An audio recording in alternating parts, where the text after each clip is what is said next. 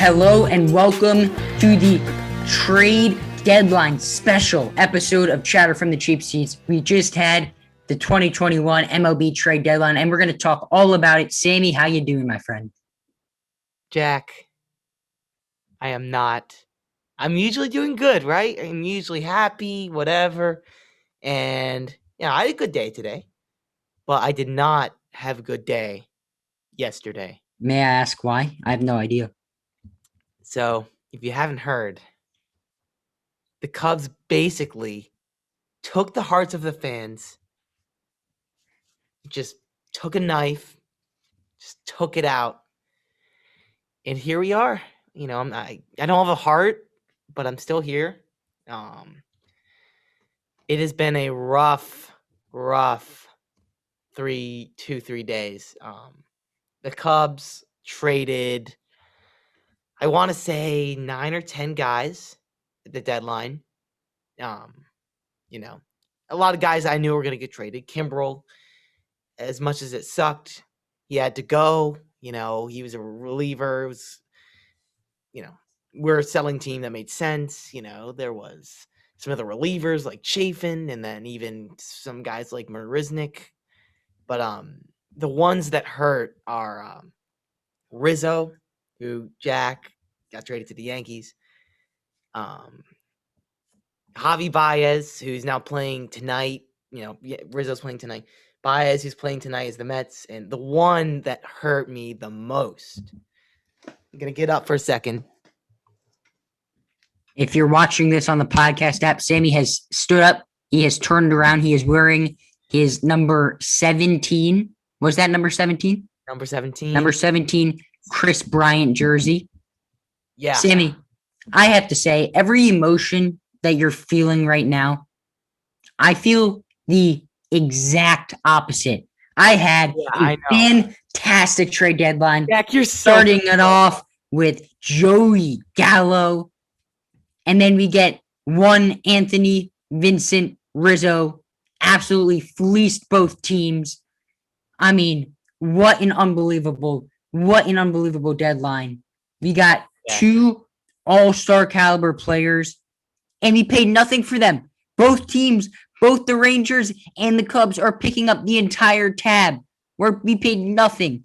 I mean, just unbelievable. I am so beyond happy, and we have seen it through the first two games that Joey Gallo and Anthony Rizzo played as Yankees. Just a immediate spark to the lineup. Joey Gallo hasn't gotten any hits, but just missed a home run, and he's just working counts. I think he's gotten I'd say 80% of his at-bats he's gotten to full counts. Anthony Rizzo has been lighting the world on fire, and the Yankees just look like a completely different ball club. I could not be happier. So, Sammy. Jack, I'm glad you're doing well. But thank you. I appreciate that. Before, I gotta let me finish about the Cubs right here. Okay, you're right. Sammy deserves a proper memorial. Are we going through the stages of grief again, just like when you guys got swept by the Marlins? I don't even know what phase. Is it this severe? It's more. It's more. It's worse. But this is the worst it's ever been as a Cubs fan for me. I think. It maybe when we got swept in 15, but we won it the next year or so. But so yesterday, let's start. A few weeks ago, I got tickets to the Cubs-Nats game because we always go when the Cubs are in town, every time. And it happened to be July 30th. It was a month ago, 2 months ago. So I kind of wasn't really even aware or thinking about the trade deadline at that point. The Cubs may have even been second place at that point. The season was still, there was still hope alive for the season. So we got those tickets a while ago, and then we kind of realized this week, it's oh my God, that is the day of the trade deadline. And the game was 7:00, deadline's at 4. So going into the week, had no idea. The trade talks have been happening a long time.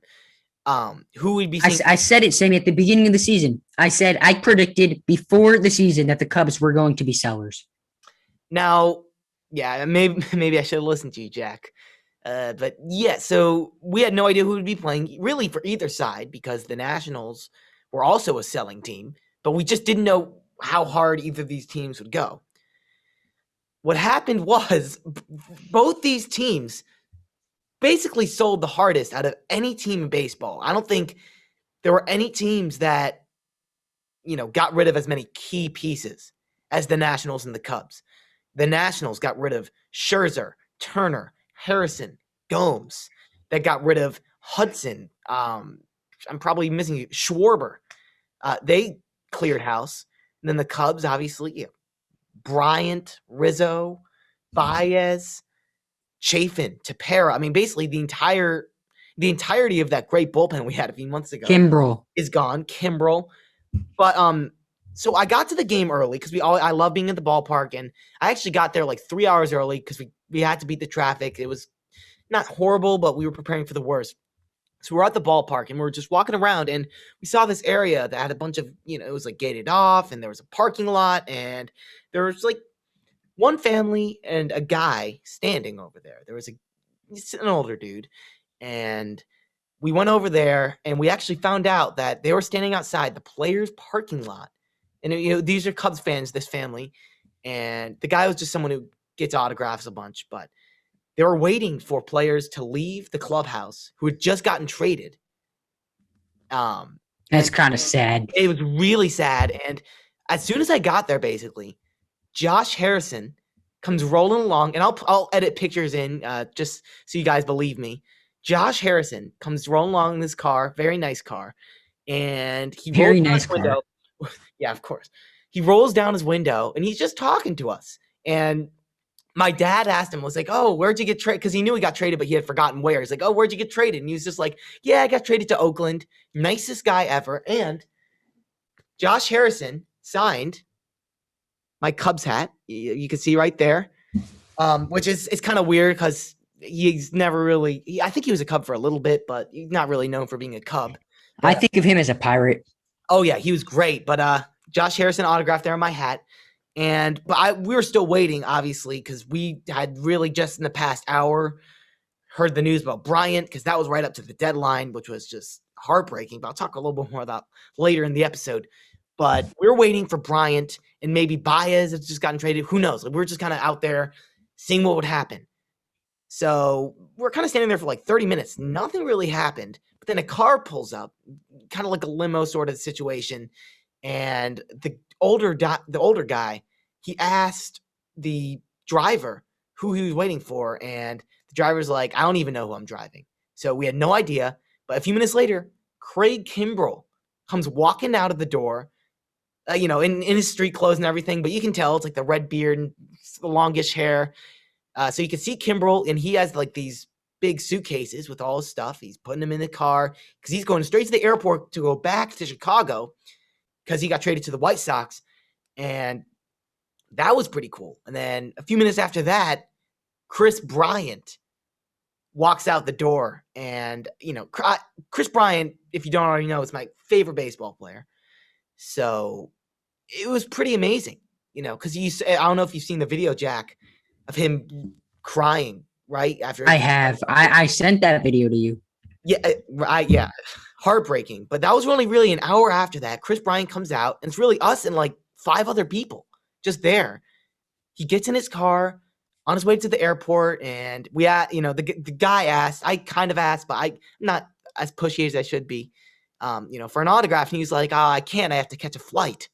Obviously, a flight to San Francisco." That's where he got traded. So he gets in the car, and we were kind of cheering for him, just, small group of people. And you could see out the window of his car, a thumbs up. And the cool thing is he kind of drove away after that, or in his car. That was really the last interaction Bryant had with Cubs fans, kind of as a Chicago Cub. And I was part of that small group of fans. So that was a long story, but I think it was worth it because it was amazing for me to be able to be there to send off Chris Bryant, my favorite baseball player of all time, in person. So, thank you, Chris, for everything. It breaks my heart. And we'll get into the baseball talk here in just a second. But I hope you guys like that story because it was meaningful to me to be able to see KB and Kimbrel and Josh Harrison on their way out, after getting traded. It's Boy, pretty crazy. that must have been such an awesome feeling for Kimbrel. He doesn't have like an emotional attachment to the Cubs, so it's not like you're Chris Bryant or Anthony Rizzo. You don't have to move. You don't have to sell your house. You can stay in the same area, but all of a sudden you're put on a contender. That is such a great feeling. Yeah, and I think for Kimbrel, he's definitely like, yeah, let's go White Sox. Like, I don't think he really was super attached to the Cubs. I loved Kimbrel, but he just wasn't there as long. He wasn't part of the key years in Cubs history. But for Bryant, Rizzo, Baez, it's just like for them all to be shipped off in a 24-hour period hurts. Like, you can take it one at a time, sort of, to an extent, but like I think I'm still in denial if we're talking about stages of grief, Jack. But I don't know where I stand on the stages of grief, but we do gotta get talking business here with some of these because a lot of moves happened. I mean, there must have been like 30 or 40 trades. One of the most eventful trade deadlines of all time. Oh, I think it is the most eventful. I think it is the most eventful, Sammy. And just so the audience is clear, this is not going to be a full episode. We're not going to talk basketball and football, although we do know there's some exciting news in those sports. So we will come out with our normal episode next week. But this is just a trade deadline special. So we're just spending the full time talking about the trade deadline. And boy, am I excited to get started. Sammy, what is the first trade that we have? And can you explain to our fine audience what we are going to be doing? Yes. All right. So Jack and I are going to be grading. Jack and I are the teachers today. We are the professors, if you will, just like Kyle Hendricks, who is still on the Cubs, one of the few. Yeah, so we are going to be the teachers today. And a lot of teams filled out their assignments. They did some trades. And Jack and I are going to be giving them grades. So we're not going to do every trade. We're going to do maybe around 15. We'll see where time goes, how much we want to spend on certain trades, but we'll start going chronologically based on when they happened, and we'll take it from there, see what happens. But we're going to be giving each team in each trade a grade. That rhymed, so I'm going to end on that. That was pretty cool. All right. Absolutely. First trade. Adam Frazier to the Padres. This is the one that I think it happened right after we recorded last episode, maybe like the next day or something. So we haven't been able to talk about it, but it does feel like a while ago that it happened. Jack, I'm going to have you go first. Padres grade, Pirates grade in this trade. So the Padres grade, I'm going to go B+. I'm going to go B+ with the Padres. I think, it's a solid move. Adam Frazier is a very solid player. He's having an unbelievable season. He's pretty young. He's 29. So not old. Not old.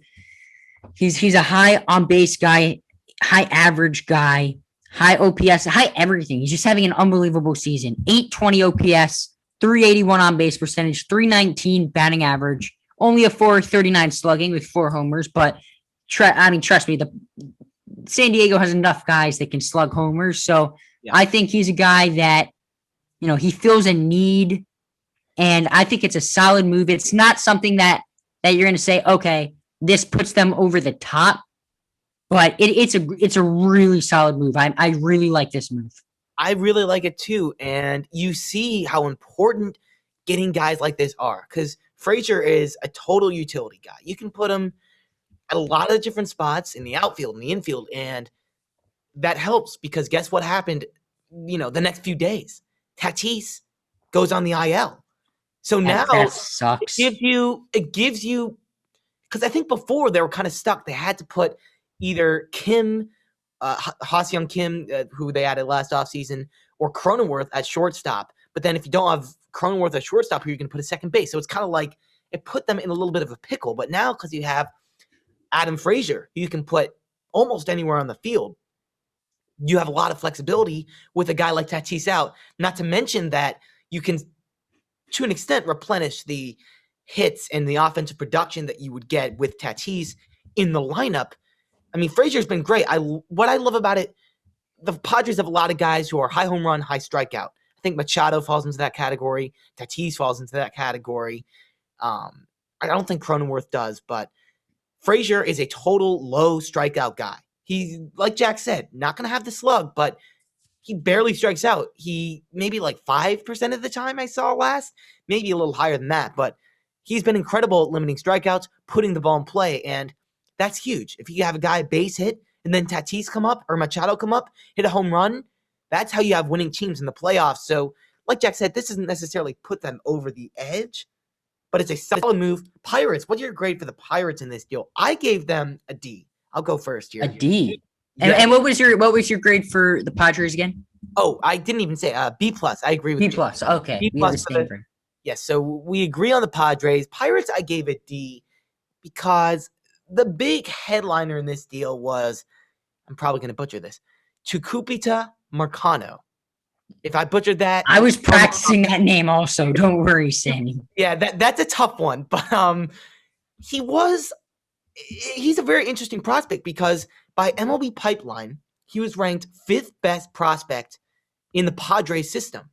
Now, after he got moved, Fangraphs put him 33rd in the Pirates system.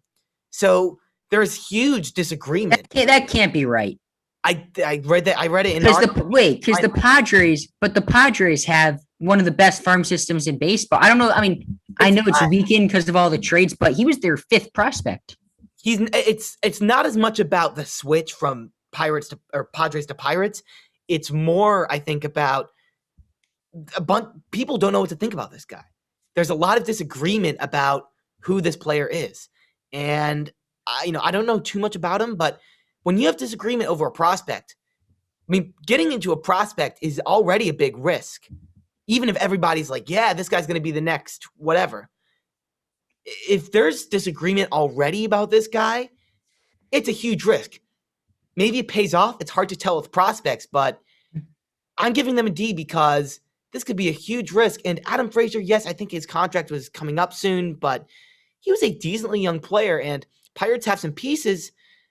If they were to extend him, maybe he'd be a part of a winning team, possibly a playoff team in the next few years. I understand wanting to trade him, but I think what you'd be getting back is not necessarily ideal. So I like it for the Padres, not so much for the Pirates. Let's move on. Stay in Pirates. Sammy, I haven't given my grade yet. Come on. I'm so sorry. Come on. Okay. Come on. Okay. So gotta give Jack his chance. I'm sorry. Pirates grade for you. I apologize. I give it a flat C. Not a C plus, not a C minus, a flat C. Because, like you said, Sammy, Tucupita Marcano or Tucupita Marcano is I don't know. the headliner of this trade. And if you look at his stats in AAA, and I just want to preface this by saying, when we're doing the prospect side of the deal, we have no idea what we're talking about. Nobody has any idea what they're talking about when they're talking about prospects. Prospects are so hit and miss. If you can outside of like the top prospects in baseball, nobody has any idea. And that's what makes them so crazy. And that's why I can't stand general managers who prospect hug. But like I said, I gave this a C. I think Marcano has a 367 on base percentage, which is really solid, but he only has 101 RCS plus, which is not that great. Not what you want. WRC plus. Never mind. Okay. Yeah, which is not that great. So I give them a flat C. But Sammy, let's move on now to Tyler Anderson. Pirates land. We're staying in Pittsburgh. Staying with the Bucks. Yes. Now I'm going to start with the Pirates here. I'll start with the Pirates since we're just on them. I give them a C in this deal. Like, Anderson was a guy who's doing well. He's kind of on the older side. This kind of seems like an outlier year for him, to be honest. I don't know if Anderson can sustain the success. So you get some prospects back for this. I don't hate it for the Pirates. For the Mariners, I like this trade. I really do. I give it a B because starting pitching has been a weakness for them. And they're a team that all of a sudden is in the AL wildcard race right there with the A's and the Yankees and the Blue Jays. They're right there with some of these other teams, Rays as well. With Paxton, he got hurt. His reunion, right, with the Mariners, everyone was hyped about that. Cut short 2 innings into the season. Tommy John for him. Justin Dunn is hurt. Justice Sheffield recently got hurt. And this is a rotation that wasn't that great to begin with. And they've had a ton of injuries. So being able to add Anderson, who's been very solid this year, 4-something ERA, it's a great piece to add into this rotation to hopefully give you some more depth.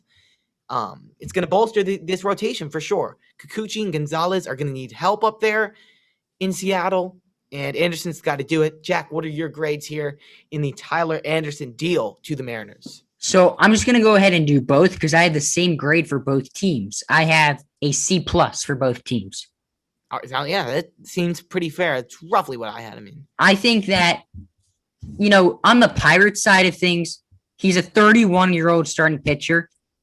He doesn't have that much control. So when you're talking about someone who's not going to be around by the time you guys are going to make any moves playoff-wise anyway, it's sort of like, deal him for what you can. I'm not too familiar with the prospects, but, prospects are going to be prospects. They got multiple guys, which is what you want to do when you're trading someone who's not going to get you that headline, centerpiece top prospect. Right. And from the Mariners' point of view, he's exactly what they need, but it's not. He's sort of meh, right? He's what they need. Don't get me wrong. He's going to eat innings for them, which is going to be very important coming off of the 60-game season in the second half of the 2021 season, being able to eat innings. He's a guy 4.35 ERA. He's 5-8. He's a rental, which is solid numbers. It's not blowing you away. He's a 4 to 5 back of the rotation kind of starter, but he's going to be able to eat innings for Seattle. So that's why I give them a C+. All right, now let's move on in staying in Seattle, kind of staying with the last team. I like this pattern we're developing. And this was a trade that a lot of players, the reports that came out from the Mariners, did not like at all. Kendall Graveman gets sent to Houston. Joe Smith and Abraham Toro get sent to the Mariners. A lot of people were not happy. I'm going to go with my grades first. I'll let Jack go second. Astros, A. They fleeced the Mariners. I'll just say the Mariners, they got a D- from me. Because Kendall Graveman has been phenomenal. And a lot of Astros fans are like, well, we didn't get Kimbrel. We didn't get Richard Rodriguez. What are we going to do? It's like, you got Kendall Graveman. He's been one of the best relievers in baseball this year. He has a sub-1 ERA. He has been phenomenal every time he's gone out there. I don't know how much he's been in that closing role, but he is closer material from how he's been performing. Joe Smith, on the other hand, is a veteran. He's had better days. He's has like a 7 ERA in like 27 or some outings. Not good at all. Abraham Toro, I like him. He's fast. He can get on base, but like the Mariners must really see something in Abraham Toro right now. They must be like, I don't know what everyone else is thinking, but Abraham Toro is our guy right now. And if Abraham Toro develops into the next Mike Trout, then the Mariners can point fingers at all of us and make fun of us. But Abraham Toro is not worth one of the best relievers in baseball, because Joe Smith was really just an add-in, not a big factor in that deal. Abraham Toro, not worth one of the best relievers in baseball, especially considering you're in the middle of a wild card race. The Mariners are a good run away from winning that AL wildcard spot. This one does not make sense to me. From the Mariners' perspective, the Astros got a great reliever, and he's going to really help him come playoff time. That's all I'll say. Sammy, I think I'm going to do it. I'm going to give the Astros an A+. A+ on this trade, because the Astros' biggest need was bullpen help. Their biggest need by far was bullpen help. And they just acquired a guy with a 0.79 ERA. Like, there's nothing that is more perfect than that. And on the Mariners side of things, I'm going to give the Mariners an F. F. I think, Abraham Toro is a guy who a lot of the analytical people love. He's kind of their guy that they look to and they say he's going to be really really good and above average bat one day.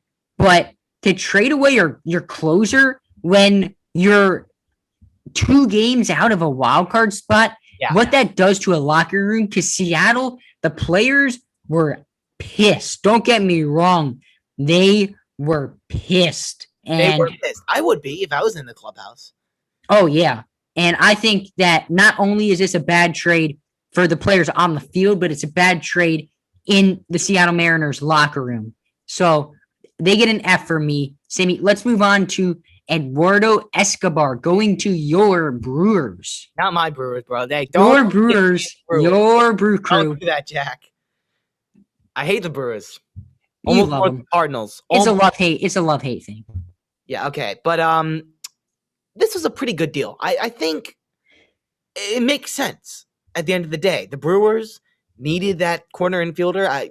We weren't really sure if they're going to go for a first baseman. Weren't many on the market. But it kind of seemed like they're going to get a third baseman. And Eduardo Escobar was really behind Chris Bryant, the best third baseman available at the trade deadline. He's an all-star from Arizona, having a really good year. And we got to remember, in 2019, this guy hit 30-some home runs. I think upper 30s home runs, almost 40. He's been an underrated bat for a long He hit time. 35. He hit 35 home runs in 35 home runs. 2019. He's been an underrated guy for a long time. Brewers have been weak at that position all year. This is going to really help to flesh out their lineup, and I think they have a good hold on the NL Central, but come postseason time, having the more bats you have, the better. It's obvious. It's pretty simple, but this trade to me makes pretty good sense. I gave the Brewers a B-. From the D-backs, a C-. I think I'll bump that up. C+. I think they got the best they could get. Cooper Hummel, I like him. He's a catcher they got, has potential as a slugger in the lead. A lot of the reason people don't like him is the defense. And I think maybe you move him out of there. Maybe you try and develop that. But a bat is a bat. And if someone can hit, you'll find a way to get them into the lineup. So I think for the D-backs, this could be a guy in the future that will be productive at the big league level. So a C+. I mean, it hurts to give away Escobar, who's been one of your better players, but you're like the worst team in baseball. It makes sense to me. Jack, does it make sense to you? Hear this Brewers D-backs trade. The Brewers needed a bat, and that is what Eduardo Escobar provides. God, applies. He's an all-star, but his numbers aren't all-star like. He's 9% better than the average player. He's a 109 OPS plus, which, Yeah. it's good, but it's not like better. It's not like above good. It's not like between good and great. It's kind of like it's good. A 789 OPS, which is kind of mediocre.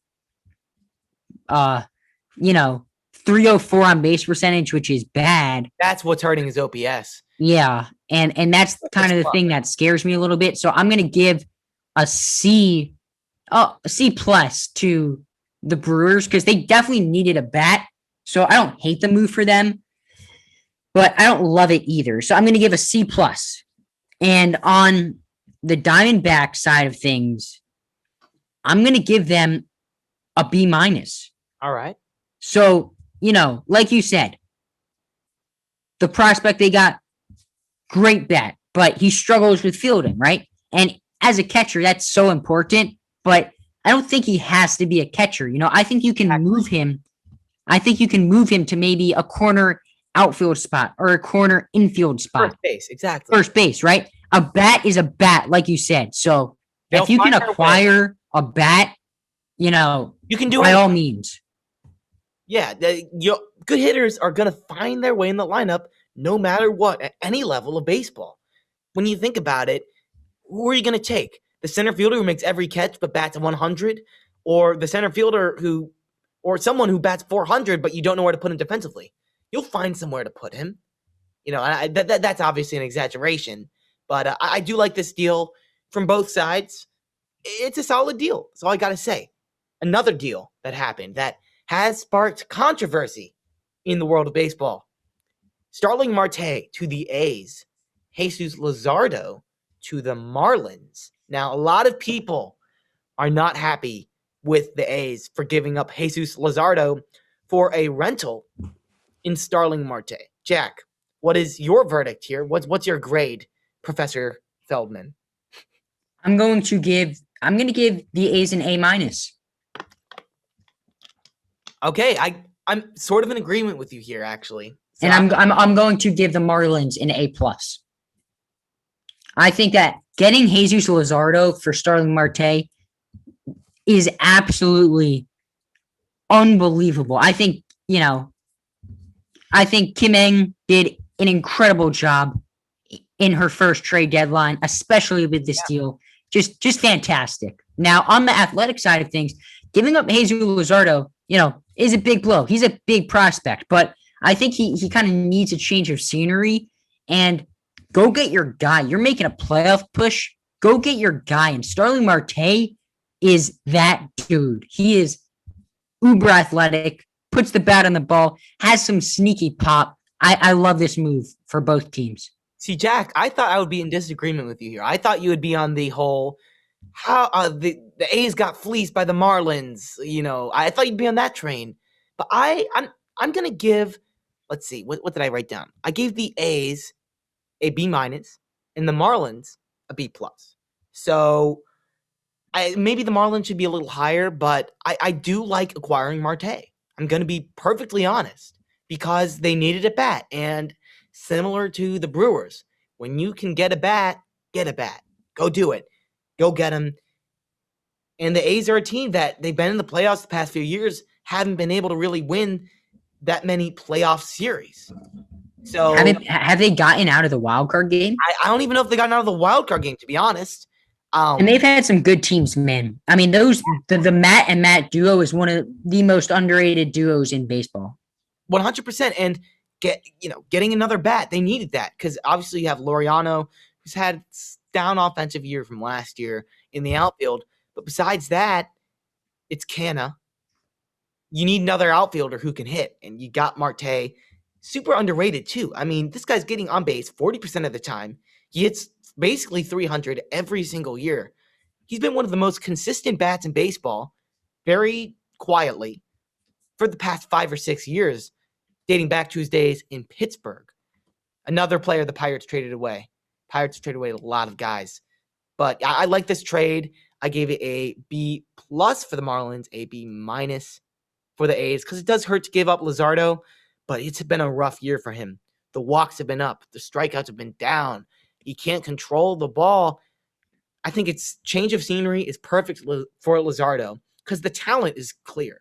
He had a good 2019 in the limited time he had, a good 2020 season.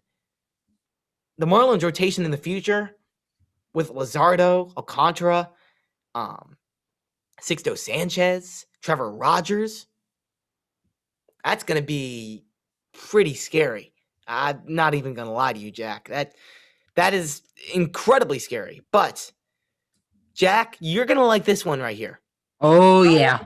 Gallo to the Yankees. I'm going to let you take the floor here. I'll give my grades, but Jack probably has a lot to say here about Joey Gallo in one of the big moves of the deadline. I have a lot to say. So, I'm going to give an A plus to the Yankees. An A plus to the Yankees. I think that Joey Gallo is exactly what the Yankees needed. He's a guy who he's not just a rental. He's also there for next year. So if, you don't catch the Rays in the division and you lose in the wild card game, it's not done. He's still there for another year. And I think that's the really key part of the contract, that he's there for another year. He gives you great defense in the outfield. Now you have Judge and Joey Gallo. And then, also, if it's a must-win game, you put Stanton in left. I mean, that's a huge outfield right there. Oh, my God. Everyone's like 6'5" and above. But, I mean, that's a great defensive outfield right there. So, I mean, unbelievable on that aspect. And then you're acquiring an all-star that has 25 home runs. If he played all of his games at Yankee Stadium, I think I saw something where he would have like 10 more home runs right now or something crazy like that. He has a 377 on base percentage. The dude gets on base. Who cares about his batting average? He gets on base. And on the Ranger side of things, I give them a D minus. They didn't get any prospects that are within the Yankees top 30. I mean, no one. Literally, they got no one that has like any upside whatsoever, really, in my opinion. And they're paying the entire salary. I mean, the Yankees aren't paying a dime. So that's what makes this contract so incredible. The fact that the Yankees are paying nada. So yeah, I'm gonna go here. Joey Gallo to the Yankees. Yankees A plus. I agree with you, Jack. They didn't give up any significant prospects, and Joey Gallo's a beast, especially that porch in right field. There are gonna be some big moonshots in the Bronx in these next few months with Joey Gallo, and you don't have to pay a dime. That's very nice. That is a big plus. For the Rangers, I'm going to give them a D plus. I think some of these prospects I read have been fast risers in the system. So the Rangers are counting on the fact that these guys, I'm going to boost that up to a C minus. C minus. The Rangers are counting on the fact that these guys will continue to rise up through the system. So I don't really hate it. Joey Gallo was a guy that was probably not going to be part of the future of this team. The Rangers are not going to be good for a long time. Joey Gallo needed to play for a contender, a team that he could help right now. And here he is on the Yankees in a crowded AL wildcard race. It's going to be fun to watch. Now, these were next up here, these were two trades, but it's two guys from the same team going to the same, two guys from the Cubs going to the White Sox in two separate trades. So I'm just going to count them as one. Ryan Tepera and Craig Kimbrell go into the White Sox. White Sox acquire two of the Cubs' top relievers. And surprise, surprise, I'm giving the Cubs an A minus. Whoa. A minus, because guess what? As much as I hate to say it, this season is over. These are two guys that I believe it's a little brutal. Are not. Kimbrell has the team option player option. No, team option for next year. Excuse me.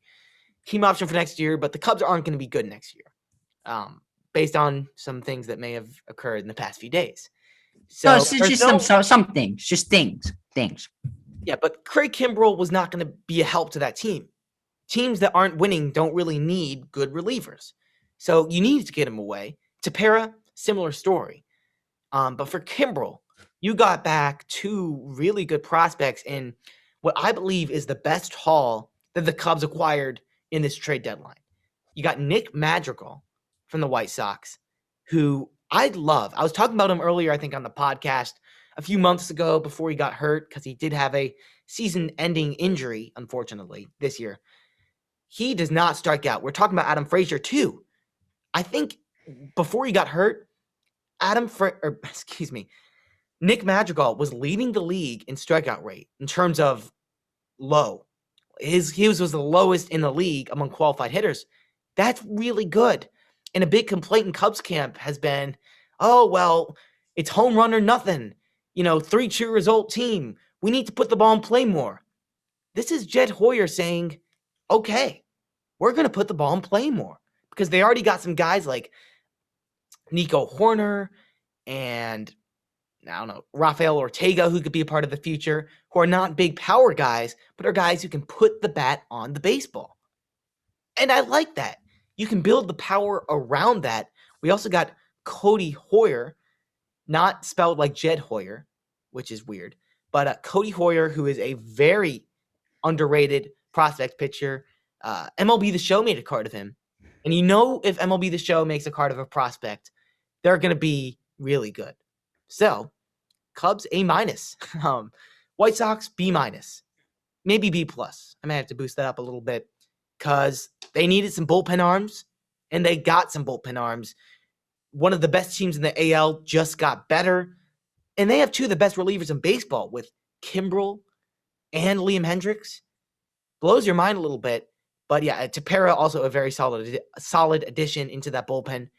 Jack, do you agree with me here on this crosstown trade here in Chicago? Sammy, I have the same grades as you. I think this is an unbelievable trade for the Cubs. I think getting Nick Madrigal for a rental, basically, not a rental, but a guy named Craig Kimbrell, great trade. But I think it's a good trade for the White Sox also. So it fills out the needs of both teams. That's a legit bullpen, man. You have Liam Hendricks and Craig Kimbrell. That's crazy. That's awesome. All right, so now let's move on to another Chicago Cubs trade. This one we talked about a little bit earlier. This one was the first one that really hurt for me. Anthony Rizzo got traded to the Yankees.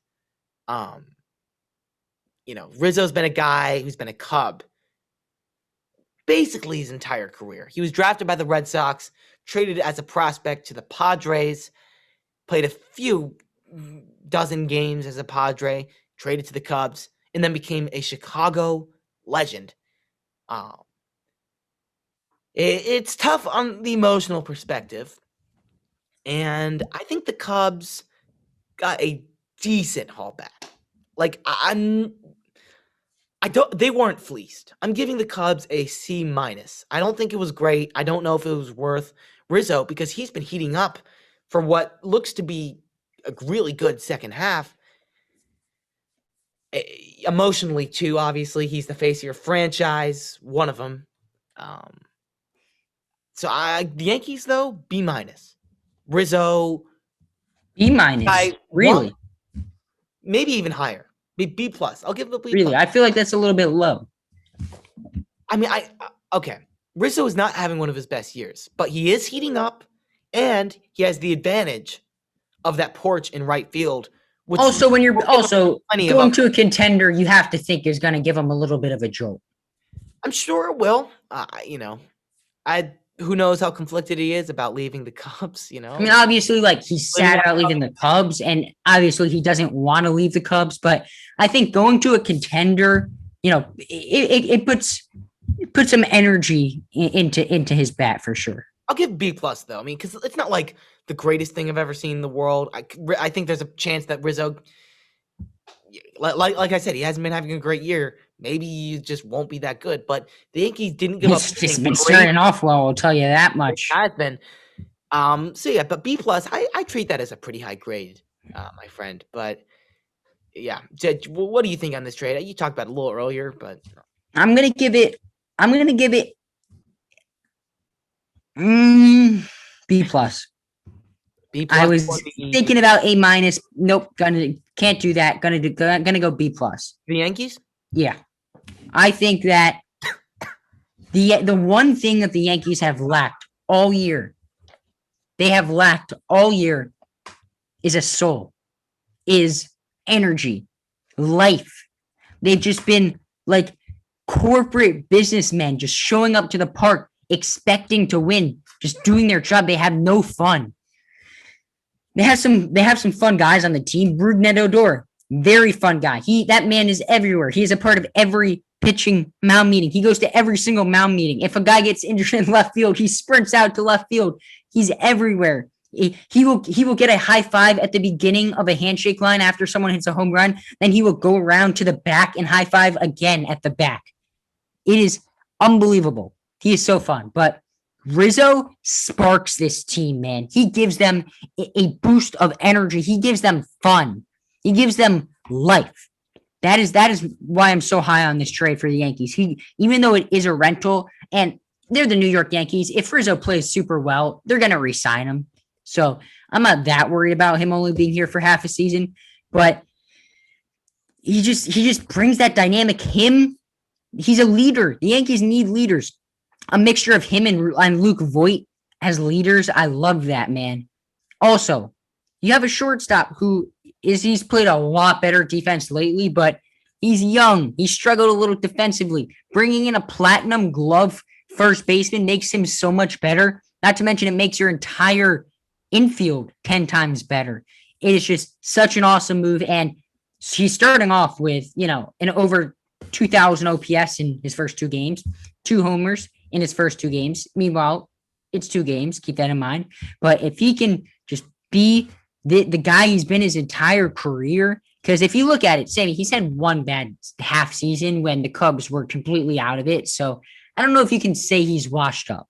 I am not saying I'm an Anthony Rizzo fan if there ever was one. I don't Now, think he's washed up. But it hasn't been quite as much as it has been. yeah, I think he can definitely get back on track. It's tough hearing you say all those things because it's true.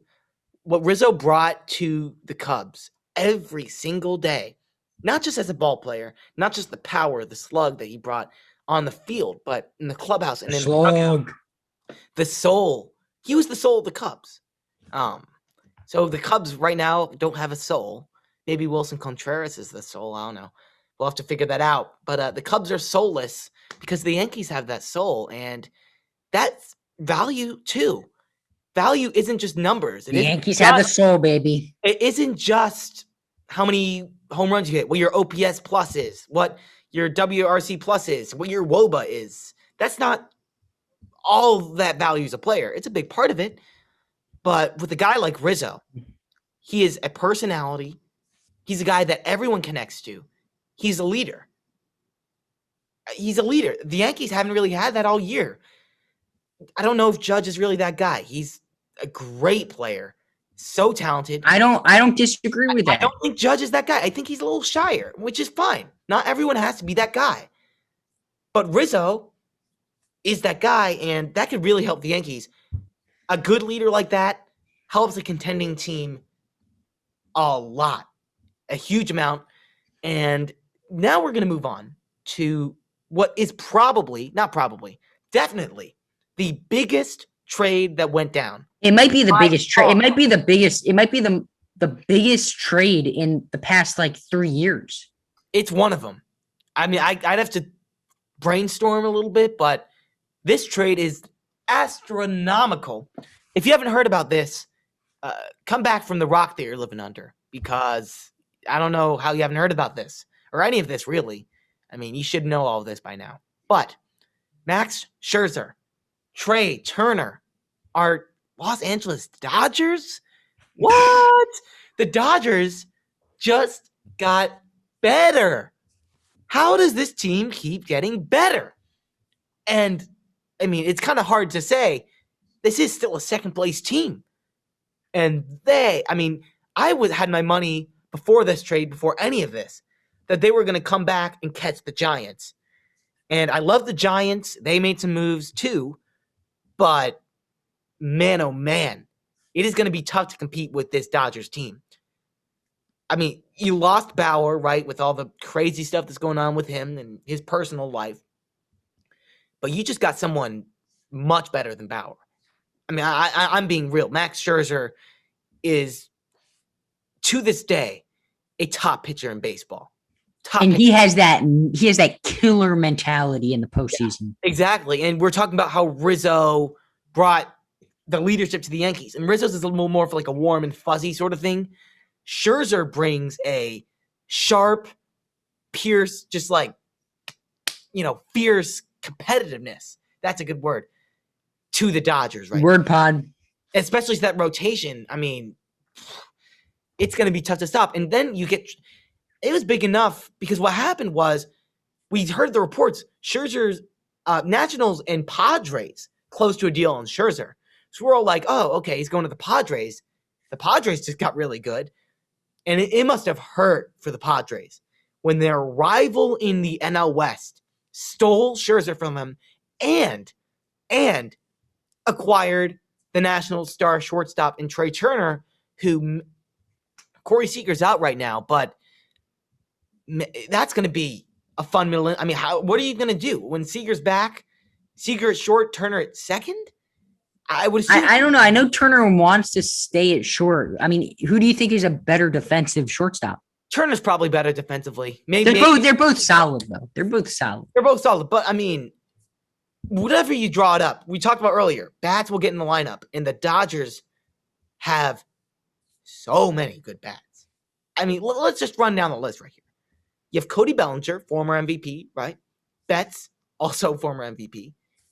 Trey Turner, one of the up-and-coming stars in baseball. Max Muncy, one of the best on-base guys in the game. Will Smith, one of the best offensive catchers in baseball. He's turned himself into an absolute stud. I haven't even mentioned Justin Turner yet. There are probably a bunch of other guys I haven't mentioned. Chris Taylor. I mean, this is ridiculous. It's an embarrassment of riches. That's what it is. I don't know how this team won't win the World Series. This trade gets an A++ for the Dodgers because they did give up some significant prospects, but let's face it. They gave up Keibert Ruiz, right? They gave up their number 1 and number 2 prospect. But, okay, let me just put it to you this way. Ruiz is a catcher, right? Will Smith is probably going to be in Los Angeles for a long time. He's still very young. He's unbelievable, man. He's unbelievable. He's flipped a switch past few years. He's going to be there for a long time. So what's the point of having a top prospect catcher if he's just going to be stuck behind Will Smith? I think it was smart to trade him away because you don't want to stunt his growth and mess up his career. And Josiah Gray, he's a guy I really like. I was reading about he's used Jack, you know Clean Fuego? I do. It's like the balls, but it's like just a skinny part. It's like a disc. He's used those hard to explain. Transform his game. I've actually used those with my pitching coach a little bit. They're very interesting, but I found that interesting about him. I like both these guys. But the Dodgers rotation is also going to be stacked for years to come because, I mean, I don't know what they're going to do with Scherzer. Maybe a short-term extension, like 2-3 years. But you have Walker Buehler for the future. You have Dustin May. You have like Tony Gonsolin you can put into a starting role. I mean, they have so many options. So it hurts to give away Josiah Gray to an extent, but it's okay because you're acquiring Max Scherzer, like one of the best starters in baseball. Jack, let's talk about the Dodgers. You could talk about the Dodgers first, and then we could talk about the Nationals' perspective on this trade. Sammy, I have an A++ also. I mean, when you're in the middle, when you have an opportunity to chase a dynasty, you chase it. Now, 3 rings is a dynasty. 3 rings is a dynasty. The Dodgers have 1. So if you get 1 more ring, you're allowed to go all out. And fans will be okay with if you get 2 to 3 rings, fans will be okay with a rebuild. They'll understand. So if you can go all out this year and next year and chase a dynasty, that's what you have to do.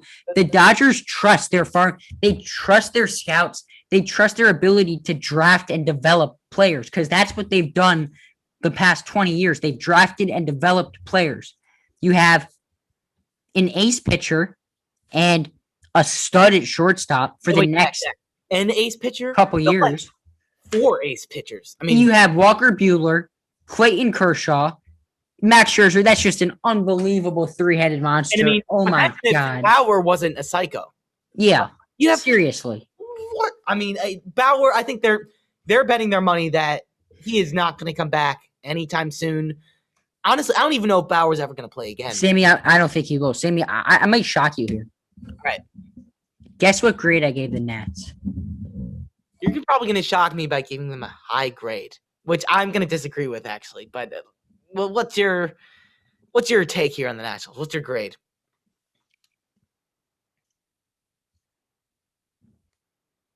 A-. A-. So you really like these prospects. Take us through it, and then I'll give my end of the bargain. So, Max Scherzer is a rental, right? He's a rental. That's what he is. And you're entering a full rebuild. It is clear that your World Series run was spectacular, but you made the wrong decision in signing Steven Strasburg over Anthony Rendon. I said it at the time.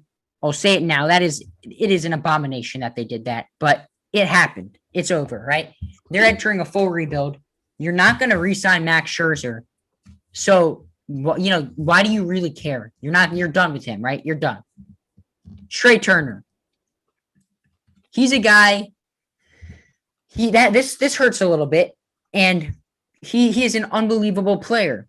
He's young. He's 28 years old.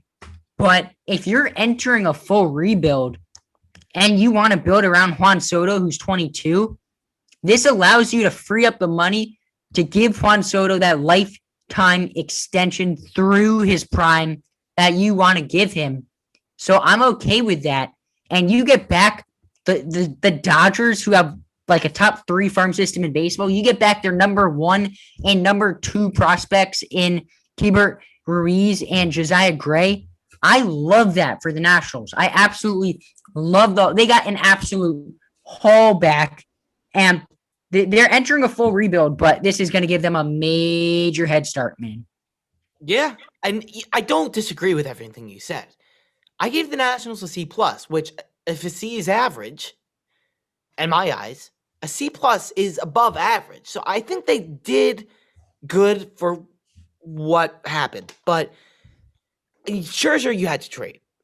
I think if you were in contention, obviously not, but he only has a few months left on his deal. And yeah, he's been so great for the city of Washington and everything, but you had to get rid of him. There was no way you were keeping him. The value was too high. So that I completely understand. Not to mention he is mid-30s at least. He's pretty old, so it doesn't sting too bad because you're like, well, I don't know how much of a future he has anyway. Like, when's he going to retire? Who knows? Now, Trey Turner is where it goes. It stings. It stings. That's where it really stings. And they would not have gotten this deal done without Trey Turner. If they didn't say to the Dodgers, wait a second, we might be willing to give you Trey Turner. What are you going to give us back? If they didn't say that, they probably would have just gotten the deal done with the Padres originally, as originally reported. But yeah, it hurts. And I know the Nationals were trying to get an extension done here mid-season, and they just were not on the same page. I understand that. But that's where the issue lies. I understand you want to build around Soto and give him what he wants, but Trey Turner is not like a player on his way out of being great. He's going to be great for years to come. He's just started his greatness, his journey. I mean, in my eyes, when they won the World Series, Trey Turner was good. He's only been great since last year. They have a lot of greatness left in Trey Turner. He's fast. He's been hitting for power. He's been hitting for average. He's a 5-tool player. I love Soto, and you got to keep him. I mean, that's like non-negotiable, but to put everything on Soto, it's a bit of a risk for me. I mean, I love Soto. It's a bit of a risk. I think he's going to be a stud, but, you know, stuff happens. You know, who knows? Maybe Soto gets hurt. Maybe you give him everything you got and he still wants more. And he just goes to sign with a big market. Like, who knows what Soto will do, but you're putting so much on that. And if you lose Soto, you are completely screwed. That's my opinion. If you're starting a rebuild, I don't know if there's anyone in baseball that I would rather have than Juan Soto. Arguably a top 3 hitter in baseball who's 22 years old. I mean, come on. I don't disagree with you. He stayed fairly injury free. That's the knock on Tatis. Yes, he's a shortstop, but getting injured a lot. No, I don't disagree with you on that front at all. I just think, why can't you try to work, maybe get Turner extended too? So if Soto doesn't work out, you have a backup. Like, you're not completely screwed, because they will be completely and utterly screwed if something happens to Soto. He is their prized possession. But how much value does Scherzer hold on his own as a rental? Because we've seen it. Rentals are not getting paid that much, especially like a 36-year-old rental. Now, that's the thing. I don't think they would have gotten a great haul. They would have gotten a decent haul for sure. But if you're starting a rebuild, don't you think having, these 2 generational prospects is worth it anyway? I would rather have Trey Turner than these 2 guys. I'm being frank. I'd much rather have Trey Turner than Keibert Ruiz and Josiah Gray. I love these two prospects. I really do think they're both going to be studs. I've talked about Gray. I haven't talked about Ruiz as much, but it's clear that he can be a catcher that gets it done from both sides, defensively and offensively. But sometimes, like we're talking about, prospects, it's a very volatile business. A lot of prospects just don't do what they're supposed to. And Trey Turner has already shown that he can do it in the big, like he's a star already. And he's still so young. I mean, I don't know exactly how old, maybe like 26, 27? He's 28. 28. And all the points you're making are completely fair. Yeah, for me, it's a tough deal for the Nationals, but for what the situation was, considering Scherzer was a rental, you were going to get rid of him, considering you did not meet, you didn't see eye to eye with Trey Turner, you got the best haul you could. You got a really damn good haul. But it's definitely tough to give away Turner a lot more than Scherzer. Now, another National who got the shaft, as many Nationals did, Kyle Schwarber, former Chicago Cub, my boy, Kyle Schwarber, is going to be joining the Red Sox in Boston in the middle of a AL East division race with the Rays. They're trying to stay up there in first. So, Jack, let's go Nationals first. Let's stick with the Nationals here. What's your grade for the Nationals? I mean, I gave the Nationals a B minus. I think that if you're going into a full rebuild, you know, a guy who's going to be on the injured list is not going to help you at all. So it makes total sense to sell him at his highest value. And, they didn't get anyone back that, jumps out at me. So I tried to give them the most mediocre grade I could. And I thought a B minus was the most mediocre grade I could give. Fair enough. Maybe I should have given a C plus but I think a B minus is fine.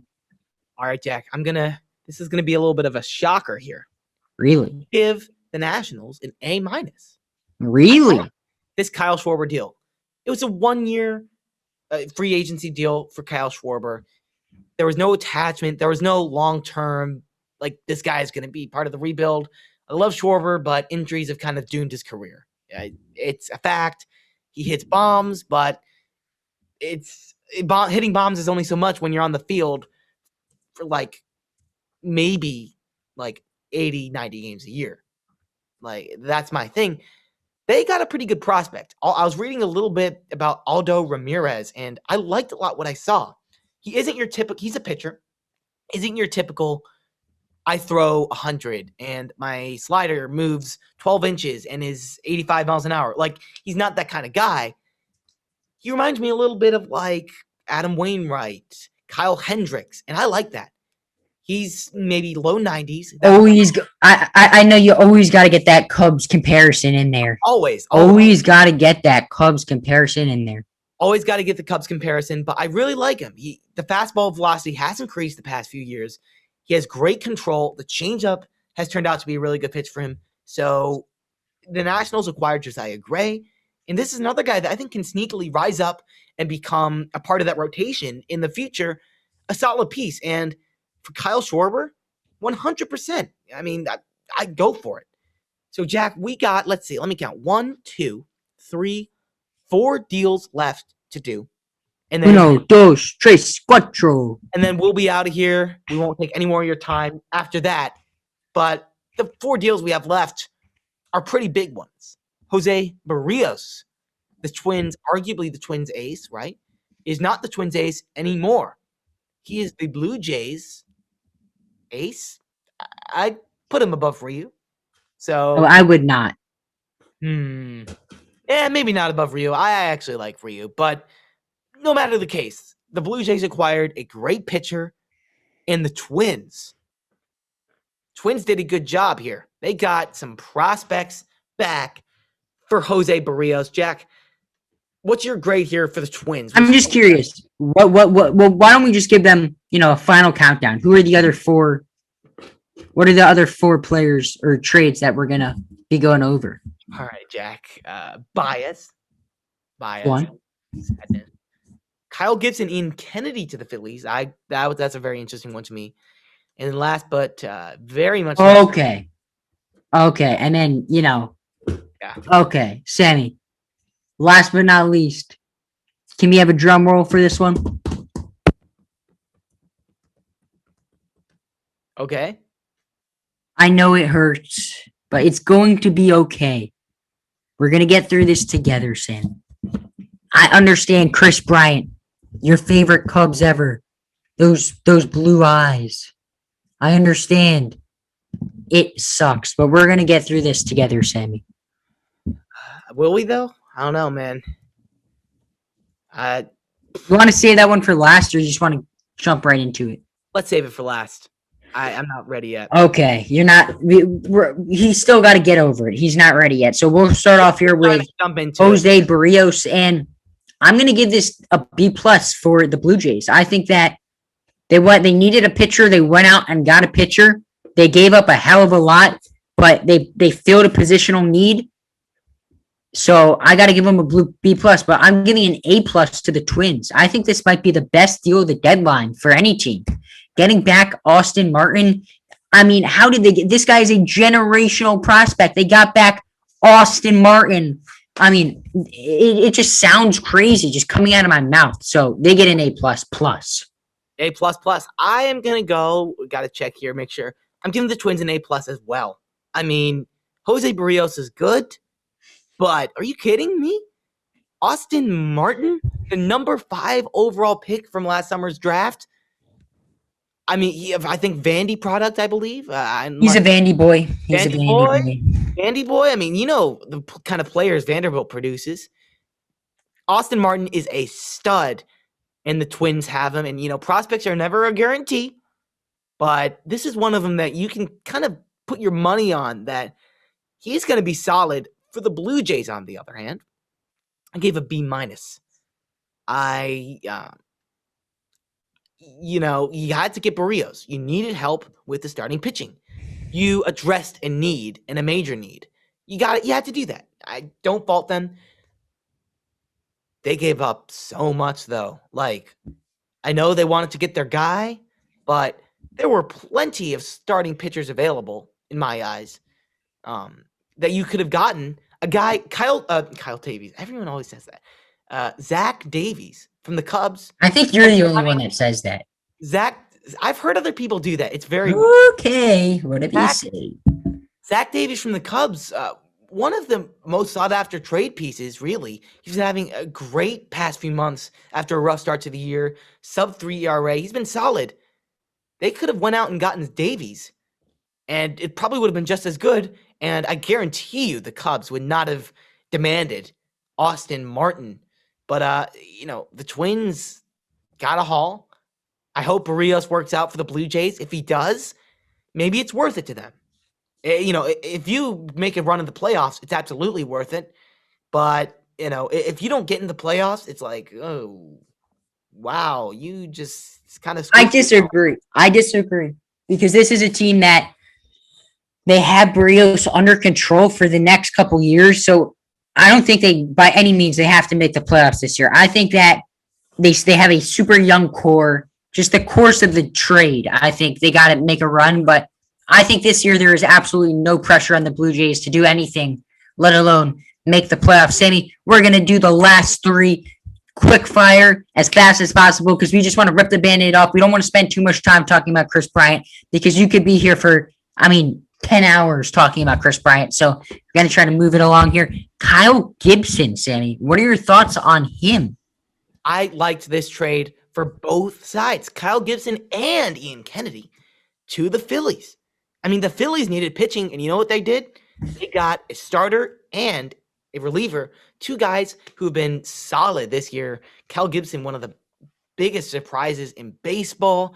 But from the from the Rangers' perspective, I gave them an A. I gave the Rangers an A in this trade. Whoa. I didn't already say that because Kyle Gibson and Ian Kennedy are 2 guys on the older side. They're veterans. You're not a winning team. There's no chance you're going to need these guys. And they got a pretty good haul. They got a top 30 prospect in baseball in Spencer Howard, one of the better hauls we saw at the trade deadline. He struggled at the big league level in limited time, but I'm sure this guy will be a success once he comes up. Really good stuff, and his repertoire, or his resume, I should say, in the minor leagues is astounding. So the Phillies got what they needed. I think they're a team that can make a surprise run at the NL East. I'm going to be frank. I think the Mets, with DeGrom and the injuries, they didn't. I don't know if they did what they wanted to do in acquiring a starter. They were trying to get Zach Davies from the Cubs. They got Trevor Williams, who's been horrible all year. They did not address a need in starting pitching. The Phillies addressed a need in a major way. But what the Mets did do, and Jack, I'll turn it back to you, they got Javi Baez. It's hard to imagine this guy in another uniform, but I guess it's not anymore since he's already had a game under his belt as a New York Met. Here we go, another sob story. But I'm just gonna go to bed here. Just take I won't take you too long here. So, what is your grade here, Javi Baez to the Mets, both teams? I'm gonna give a B to the Cubs. Actually, scratch that. I'm gonna give a B plus to the Cubs. You got there's a guy who you're getting rid of, and you got Pico Armstrong, who he's young, he's dealing with an injury right now, but he's a legit prospect. He's the only reason why this isn't an A for the Cubs is just for the sole fact that he's so, he's injured right now and he hasn't played in a while, so it's so volatile. But I love what the Cubs did here. This could be bumped up to an A plus range in an instant. Yeah. Okay. Now, with the Mets, Sammy, I'm giving this a D. Yeah. Okay. They needed starting pitching. And they got Javi Baez. I get he hit a home run in his first game tonight, but he's a guy who has an on-base percentage under 300. He is, correct me if I'm wrong, Sammy, you know this way better than I do, being the Cubs fan, but he is an extremely streaky hitter. And the Mets lineup is extremely streaky. Pete Alonso, Francisco Lindor, J.D. Davis, Jeff McNeil, all extremely sneaky, inconsistent hitters. And you're just adding another one when you knew that Jacob deGrom was going to be injured, and that's what you do? You add another bat? You needed a lockdown pitcher, my friend. And the fact that they didn't get it is an abomination. Yeah, I agree. They needed. I just thought that slam was necessary. That was very necessary. Thank you. I agree. Yes, that was impactful. Impactful. But this was a trade that was a blockbuster. There's no doubt about it. But what are the Mets really? I love Baez, right? I want him to be a Cub forever. But what are the Mets really getting? They're getting a half a year of one of the most streaky hitters in baseball, one of the highest strikeout guy in baseball. This guy strikes out more than anybody. And yes, he has tons. Yeah. But, you got Alonso for that. Lindor can bring the power. Dominic Smith can bring the power. That wasn't a need. You didn't really need a second baseman that much. They were filling that defensively, which I will say, it is going to be fun to watch Baez and Lindor defensively once Lindor. Oh, yeah. Oh, can you imagine them turning a double play? That is going to be pretty special. Especially, the brother. The only guy that can slap a tag down better than Lindor is Baez. Oh, that is accurate. But I'm giving it a C-. I don't hate it as much for the Mets as you do. I hate it for the Mets. Because Baez has been playing pretty well lately. That's what I will say. The strikeouts are still there, but the power is also there. The doubles, the base hits, and of course, the home runs. Cubs, though, I'm giving a B-. Pico Armstrong is an athlete, to say the least. I think outside of what's the name? Who's the guy you guys got back from the White Sox in the Kimbrel trade? Madrigal. I think outside of the Madrigal deal, Pico Armstrong was the best player that you guys got back in any of the sell-offs that the Cubs did. I think he's the best prospect you guys have. Yeah, or got from any of the trades. I think he should be on the top 100 list, and I'm not like the most informed guy you've ever seen. I think he would be on the top 100 list if he was healthy, but he's dealing with an injury right now. Yeah. All right, Jack, and we won't spend too much time on this, but the time has come. Oh, brother. Here we go. Here we go. This is the big kahuna. You thought the Rizzo and the bias parts were bad. If you're not looking for a sob story here, Sammy might cry. We might see Sammy Crimson cry. Okay. So without further ado, I'm gonna pass the microphone over to my friend Samuel here. I'm gonna be open and honest. I cried the night Rizzo got traded. That was devastating to me. And I think that night I did not think Baez was gonna go. But I think I knew deep down within me, as much as I was denying it, that it was inevitable that Bryant was gonna get traded. Like there was no way around it. It was tough. I mean, Bryant, like I said before, Bryant's been my guy. I was absolutely thrilled, as much as it hurt, to be able to send him off in person, and that's Park yesterday. Seeing him for one last time as a Cub, it hurts. But the prospects that we got back, I don't know. Chris Bryant is just such a big figure in not only Chicago sports history, but just the way he's been playing this year. He's been really good this year. He was an MVP candidate for a while there at the beginning, but he's been a solid all-star guy. I don't know if you got the haul you wanted to get. I heard the Cubs were selling high on Chris Bryant. And when I heard at first that the Cubs were getting Joey Bart and Lamont Wade back from the Giants, I was like, Probably did it back. yeah, I was like, that's selling high. To me, that was selling high. That was like, all right, you really got some studs. And, that was a fake report. I was not accurate. Talk about fake reports surrounding Chris Bryant. Bob Nightingale should be killed. Yeah, I am not one to promote violence, but if somebody accidentally nudged Bob Nightingale off a bridge, I mean, I'm not batting an eye. I'll tell you that much. That was hilarious because a fake Jeff Passan account, right, posted about, Chris Bryant traded to the Yankees, a fake Passan account, and Nightingale fell for it. I mean, that is not good reporting. I mean, that's his job. I mean, come on. Can you imagine if he was like a police officer or he had a job that like actually impacted people's safety? Jack, I am a random 16-year-old kid.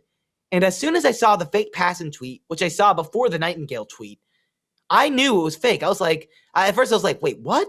And then I was like, wait, there's no check mark. There's nothing on this account. He has one follower. Yeah, it's fake. Are you telling me that one of the biggest baseball reporters in the game couldn't go through that process like I did? I guess not. Yeah. But in terms of the prospects we got back, one of them is a guy who, one of them is Caleb Killian, right-handed pitcher, and Alexander Canario. And neither of them are top 100, which really, I mean, I know that's like a very subjective list, whatever, but we're talking Chris Bryant here. The Giants have a good amount of top 100 prospects. I counted it was like 4 or 5.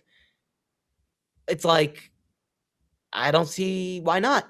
And Jack, correct me if I'm wrong. Trey Turner, this was the last year of his deal, correct? Correct. So if the Trey Turner is not a rental. I don't think. Or maybe it's arbitrary. See, I'm trying to draw a comparison here, but Trey Turner. Yeah, I would say a good comparison would probably have been.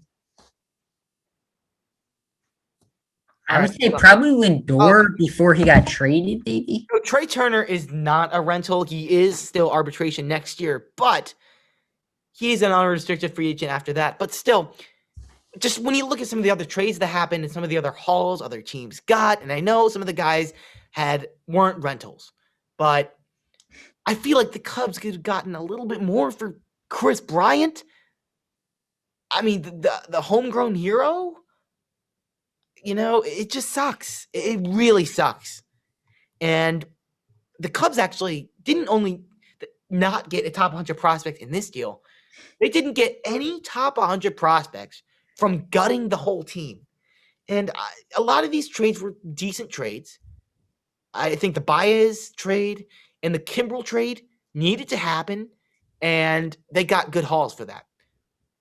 Some of the reliever trades, you got good hauls. But Bryant and Rizzo, I don't think they got what they needed to get where it was worth trading them. I agree with that. Because what could have happened, maybe you don't extend Bryant, which I still think is a possibility. If the Giants don't do it, the Cubs could absolutely swoop in there and make Bryant a part of the future again, which I would love. But if they don't want to extend him, whatever. I think giving him the qualifying offer, Bryant denying the qualifying offer, and the Cubs getting a first-round draft pick from compensation, that would be much better than this deal, in my eyes. Because I think I trust what they can do through the draft. They've had a good draft history the past couple of years. But at the end of the day, this is the end of the episode here. One of the weirdest times to be a sports fan for me. Just, seeing all of these guys who have been so big in this city, in Chicago, get just sent off in 24 hours. The worst 24 hours in Cubs history. Easily. So it sucks. We got some good prospects though. And I as much as I hate Jed Hoyer right now, I literally am so angry at him. I got to trust what he's doing. I have no other option. And I got to have hope that in a few years, Cubs are going to be back where they were, and I'll have some new guys to put my heart into. And we still got Contreras. We still got Hendricks. So that's cool. But Jack, any last words here? We covered the trade deadline. It was a fun episode. We'll be talking about some other stuff, basketball, football, because there has been a lot that's been happening in those sports sooner than later. Sammy, I think it was more of a sad episode for you. I don't think it was a fun episode for you, but nevertheless, it was an incredibly awesome episode for moi. I had a great time. Sammy, I hope you had a great time, and we will see you guys next time on Shatter from the Cheap Seats. Sammy, take us out, babe. Bye.